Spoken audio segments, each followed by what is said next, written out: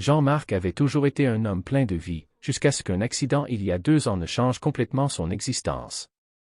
Depuis ce jour, il se déplaçait uniquement en fauteuil roulant, et le monde qui autrefois lui semblait simple et familier devenait soudain lourd et limité.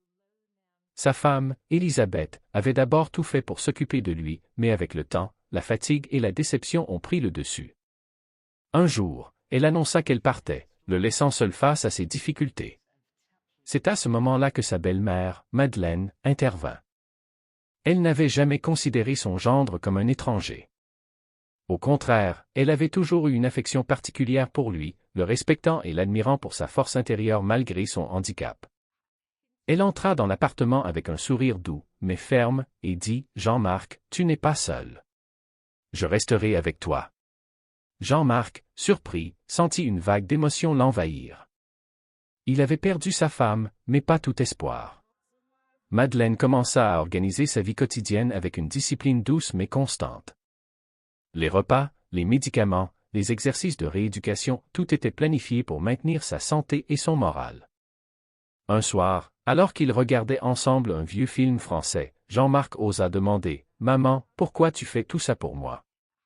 Madeleine le regarda dans les yeux et répondit avec une simplicité désarmante « Parce que tu es ma famille. » Et la famille, on ne l'abandonne jamais. Les jours passaient, et un lien inattendu mais profond se tissait entre eux. Madeleine connaissait ses goûts, ses souvenirs, ses histoires d'avant l'accident. Elle riait de ses blagues maladroites, le taquinait gentiment, et peu à peu, Jean-Marc retrouvait une partie de la joie qu'il pensait perdue. Mais tout n'était pas simple. Chaque sortie était un défi, chaque visite un effort. Les voisins chuchotaient parfois sur leurs relations proches, certains se demandant si ce n'était pas étrange. Jean-Marc, malgré tout, ne se sentait jamais embarrassé. Il savait que Madeleine était sincère, et que son dévouement n'avait rien de calculé. Un soir, alors qu'ils préparaient ensemble le dîner, Jean-Marc remarqua un moment de silence sur le visage de Madeleine. « Qu'est-ce que tu penses, maman ?» demanda-t-il. Elle haussa les épaules et sourit, « Je pense que la vie est plus fragile que nous le croyons. Mais parfois, le destin nous met exactement là où nous devons être. » Ce soir-là, Jean-Marc réalisa quelque chose d'important. Même si sa femme l'avait quitté, il avait trouvé un pilier inattendu dans sa belle-mère. Quelqu'un qui ne jugeait pas, qui ne se lassait pas, qui voyait au-delà du fauteuil roulant et percevait l'homme qu'il était toujours à l'intérieur. Mais le chemin à venir n'allait pas être simple. Chaque jour apportait ses petits défis, et chaque sourire de Madeleine cachait une fatigue que personne d'autre ne voyait. Pourtant, Jean-Marc commençait à comprendre que l'amour pouvait prendre des formes inattendues, et que parfois, le soutien le plus vrai venait de ceux que l'on attendait le moins. Et c'est dans cette routine, faite de soins attentifs, de discussions profondes et de moments de légèreté, que leur histoire commença réellement, une histoire qui allait défier les attentes et surprendre même les voisins les plus curieux. Les semaines se transformèrent en mois, et la présence de Madeleine devint indispensable pour Jean-Marc. Chaque matin, elle l'aidait à se lever, ajustait son fauteuil, préparait le petit déjeuner exactement comme il aimait, et lui racontait des anecdotes de la famille pour égayer la journée. Mais ce n'était pas seulement de la routine, c'était une présence réconfortante, presque maternelle, mais avec une complicité qui allait au-delà de simples gestes de soin. Un après-midi, alors qu'il faisait une promenade dans le petit jardin derrière l'immeuble, Jean-Marc observa le ciel clair et dit « Je n'aurais jamais pensé que je pourrais encore profiter de moments comme celui-ci. » Madeleine lui prit doucement la main et répondit « La vie a ses façons de nous surprendre.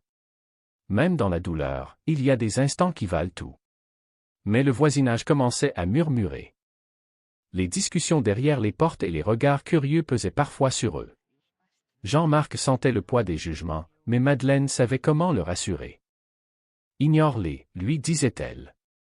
Ce qui compte, c'est nous, pas les rumeurs. » Un soir, après le dîner, alors qu'ils discutaient du passé, Jean-Marc avoua timidement « Je pensais que ma vie était finie après l'accident, mais tu m'as prouvé le contraire. » Madeleine sourit, un mélange de tendresse et de fermeté dans les yeux. « Jean-Marc, tu n'as jamais été seul, même quand ta femme est partie. Tu avais juste besoin que quelqu'un croie en toi. » Puis vinrent les moments plus difficiles. Des crises de douleur, des journées où Jean-Marc se sentait inutile et frustré. Madeleine restait à ses côtés, parfois en silence, parfois en paroles douces, mais toujours présente. Un jour, après une chute qu'il avait eue en essayant de se lever, il murmura « Je ne sais pas comment je ferai sans toi. » Elle posa sa main sur la sienne et répondit « Tu n'auras jamais à le savoir. Je suis là pour toi, et je resterai. » Malgré la fatigue, elle ne montrait jamais de signe de lassitude. Les voisins commençaient à remarquer leur relation exceptionnelle. Certains venaient leur demander conseil, d'autres admiraient simplement le dévouement silencieux de Madeleine. Puis vint une soirée où Jean-Marc reçut un appel inattendu. C'était Élisabeth. Sa voix tremblante disait qu'elle regrettait sa décision, qu'elle voyait maintenant à quel point elle l'avait abandonnée. Mais Jean-Marc, pour la première fois, sentit qu'il n'avait plus besoin de validation extérieure. Son monde était là, avec Madeleine.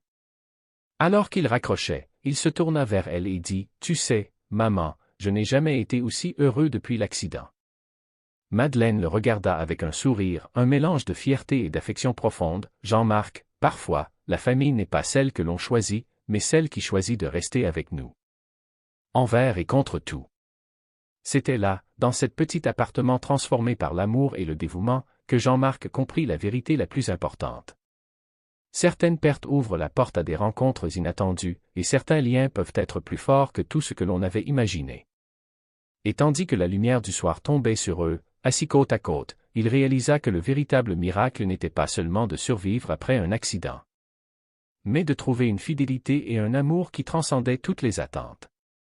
Les mois passaient, et la routine s'était transformée en un rythme presque familier, réconfortant pour Jean-Marc et Madeleine. Chaque geste, chaque parole avait sa place, et pourtant, quelque chose de plus profond commençait à émerger. Ce n'était plus seulement de la tendresse ou du soin, c'était un lien silencieux, une complicité qui défiait les mots. Un soir d'hiver, alors que le vent frappait les fenêtres, Jean-Marc observa Madeleine préparer le dîner avec la même attention qu'au premier jour. Il sentit une chaleur familière se répandre en lui, une gratitude immense qui se mêlait à une affection qu'il n'aurait jamais imaginée. Il s'avança doucement vers elle et dit « Madeleine, je ne sais pas comment te remercier pour tout ce que tu as fait. » Elle le regarda, ses yeux brillants d'émotion mais calmes, et répondit « Tu n'as rien à remercier, Jean-Marc. L'amour ne se compte pas en gestes, il se vit. » Les jours suivants, ils découvrirent qu'ils pouvaient rire ensemble, partager des souvenirs oubliés, et même discuter de leurs rêves, aussi simples ou fous soient-ils.